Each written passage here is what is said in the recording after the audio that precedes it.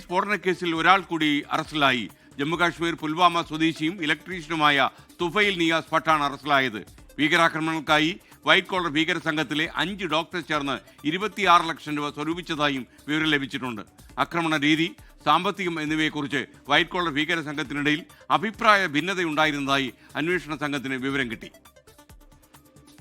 ഡൽഹി സ്ഫോടനത്തിന്റെ ആസൂത്രണത്തിലുൾപ്പെടെ തുഫൈൽ നിയാസ് ഭട്ടിന് പങ്കുണ്ടെന്നാണ് അന്വേഷണ സംഘത്തിന്റെ കണ്ടെത്തൽ. പുൽവാമ സ്വദേശിയും ഇലക്ട്രീഷ്യനുമായ തുഫൈൽ നിയാസ് ഭട്ടിനെ ജമ്മു കാശ്മീർ പോലീസാണ് അറസ്റ്റ് ചെയ്തത്.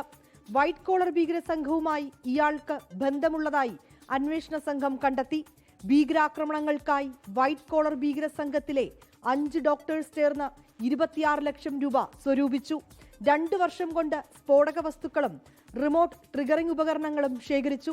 അറസ്റ്റിലായ ഡോക്ടർ മുസമ്മിൽ നിന്നാണ് അന്വേഷണ സംഘത്തിന് വിവരങ്ങൾ ലഭിച്ചതെന്നാണ് റിപ്പോർട്ടുകൾ. റഷ്യയിൽ നിന്നുൾപ്പെടെ പ്രതികൾ ആയുധങ്ങൾ വാങ്ങി. സ്ഫോടക വസ്തുക്കൾ സൂക്ഷിക്കാനായി ഡീപ് ഫ്രീസർ സംഘടിപ്പിച്ചു. അറസ്റ്റിലായ വനിതാ ഡോക്ടർ ഷഹീൻ ഷഹീദാണ് ആയുധങ്ങൾ സംഘടിപ്പിക്കാൻ നീക്കം നടത്തിയതെന്നാണ് വിവരം.